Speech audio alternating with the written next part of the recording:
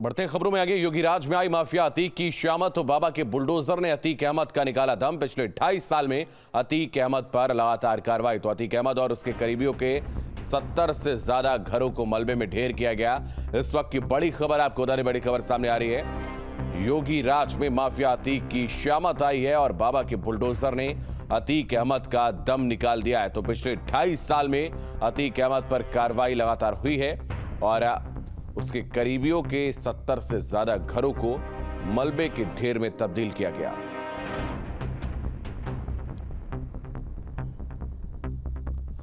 तो लगातार कार्रवाई की वो तस्वीरें भी न्यूज स्टेट आपको दिखा रहा है किस तरीके से जफर, जो कि एक सहयोगी था अतीक का और पूरा साम्राज्य देखा करता था, उसके मकान को ध्वस्त किया गया। उसके अलावा उसके तमाम सहयोगियों को नेस्तनाबूद कर दिया गया है। अतीक अहमद और उसके करीबियों के 70 से ज्यादा घरों को मलबे में तब्दील किया गया। तो योगीराज में माफिया अतीक अहमद की शामत आई।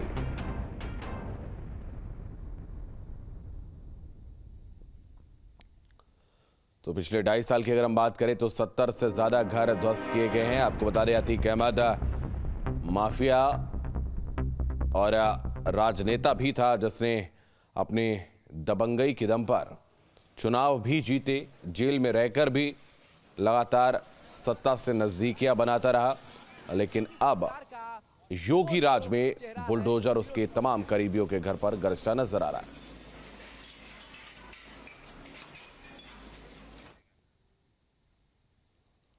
तो बड़ी खबर, अतीक अहमद के गुर्गों पर ताबड़तोड़ एक्शन जारी। बाबा का बुलडोजर चकिया इलाके में फिर से गरजेगा। आज शूटर गुड्डू मुस्लिम के घर पर चल सकता है बुलडोजर। तो बमबारी करने वाले आरोपी के रूप में पहचान हुई थी, जिसका सीसीटीवी फुटेज भी सामने आया था। और एक बार फिर से चकिया में बुलडोजर गरजेगा और शूटर गुड्डू मुस्लिम के घर पर चल सकता है बुलडोजर। तो गुड्डू मुस्लिम शातिर अपराधी है, बमबारी के लिए जाना जाता रहा है और अतीक से पहले मुख्तार के लिए भी ये काम कर चुका है। बाबा का बुलडोजर अब एक बार फिर से प्रयागराज के चकिया इलाके में गरजता नजर आएगा और शूटर गुड्डू मुस्लिम के घर पर भी बुलडोजर चलेगा। तो जो स्मोक बम आप देख रहे थे, जिससे घटनास्थल पर तमाम धुआं हुआ था, जिससे लोग देख ना सके कि क्या हो रहा है, और अपने बम बनाने के तरीके के लिए जाना जाता है गुड्डू मुस्लिम। मानवेंद्र हमारे सहयोगी हमारे साथ इस वक्त जुड़ रहे हैं। मानवेंद्र, आपके पास आएंगे। एक बार फिर से चकिया में बुलडोजर गरजता हुआ नजर आएगा, ऐसा बताया जा रहा है। मानवेंद्र,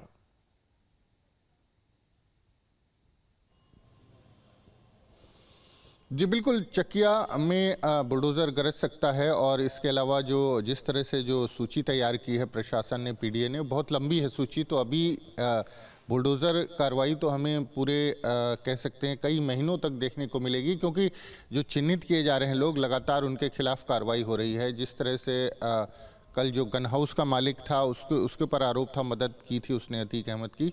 तो इस तरह के तमाम जो आरोपी हैं, तमाम जो मददगार हैं, तमाम जो गैंग मेंबर हैं, उनके खिलाफ कार्रवाई जारी रहेगी। और ये लिस्ट बहुत लंबी है, लेकिन टारगेट पे वो लोग हैं जो सीधे इन्वॉल्व हैं। चाहे वो गुड्डू मुस्लिम की बात कर लें, गुलाम का घर है प्रयागराज में, गुलाम के घर पर, और तमाम ऐसे लोग हैं जिस पर कार्रवाई होना तय है। तो ये बुलडोज़र की कार्रवाई तो अभी रुकने वाली नहीं है और लगातार जारी रहेगी।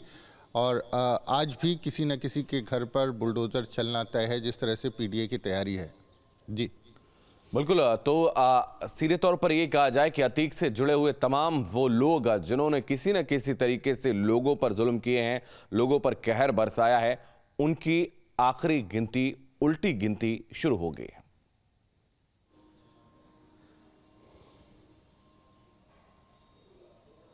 जी बिल्कुल, उल्टी गिनती शुरू है। और उनके खिलाफ न सिर्फ बुलडोज़र की कार्रवाई होगी, बल्कि उनके खिलाफ जो सीधा इन्वॉल्वमेंट पाया जाएगा, मुकदमा भी लिखा जाएगा। और मुकदमा लिख करके जो जिनका इन्वॉल्वमेंट होगा उनको जेल भी भेजा जाएगा। तो जिस तरह से संदेश है कि सख्त कार्रवाई की जाएगी इस पूरे मामले में, उसका असर भी दिखने लगा है। और जो तमाम जो प्रयागराज और आसपास की बात करें, जो मददगार हैं, उनकी सूची तैयार की जा रही है। और जो लोग अब जो लोग इस पूरे मामले में शामिल थे, तमाम नए लोगों को शामिल किया गया है। असद को, अतीक अहमद के बेटे को नामजद किया गया है। अरबाज जो ड्राइवर था, उसका नाम जोड़ा गया है एफआईआर में। और अरमान जो गाड़ी चला रहा था, जो बाइक चला रहा था, उसका तमाम ऐसे नए नाम जोड़े जा रहे हैं। सदाकत जो कि साजिश में उसको पुलिस ने गिरफ्तार किया था, उसको एफआईआर में जोड़ा गया है।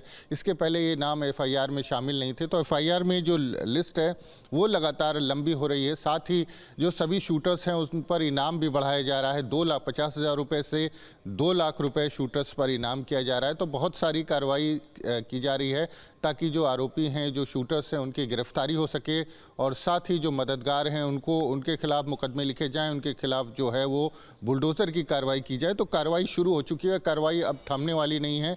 आने वाले 2-3 महीनों तक हमको इस मामले में इसी तरह की कार्रवाई देखने को मिलेगी।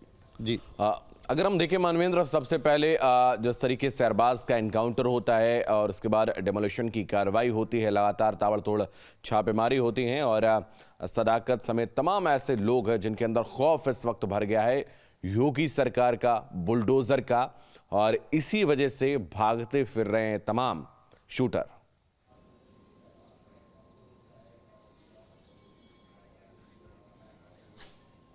जी बिल्कुल, शूटर्स को इस बात का डर है। शूटर्स की बात छोड़ दीजिए, अतीक अहमद और अशरफ को इस बात का डर है, जो माफिया हैं, कि उनको अगर यूपी लाया जाएगा तो कहीं उनकी गाड़ी ना पलट जाए, और उसके लिए वो सुप्रीम कोर्ट तक पहुंच चुके हैं।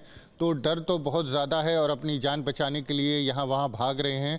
हालांकि एसटीएफ की टीमें और पुलिस की टीमें उनके पीछे लगी हुई हैं और जल्द ही इनके खिलाफ इनकी गिरफ्तारी का दावा भी किया जा रहा है। लेकिन खौफ तो माफिया अतीक अहमद से लेकर के उनके तमाम शूटर्स में और उनके जो मददगार लोग हैं उनमें हैं। जिस तरह से सुप्रीम कोर्ट में अतीक अहमद ने अर्जी दाखिल की है, जिस पर 17 मार्च को भी सुनवाई होनी है, उसमें भी ये कहा गया है कि यूपी न लाया जाए, नहीं तो यूपी में हमारे साथ कुछ हादसा हो सकता है। तो खौफ तो अतीक अहमद से लेकर तमाम शूटर्स में है और इसीलिए शूटर्स पुलिस के हाथ नहीं लगना चाहते। ठीक है, बहुत धन्यवाद मानवेंद्र, आपका हमारे साथ जुड़ने के लिए, तमाम जानकारी के लिए बहुत शुक्रिया। तो लगातार ये कार्रवाई जारी है और अब ना बचेगा गुर्गा और ना बचेगा माफिया, लगातार बुलडोजर की कार्रवाई जारी है।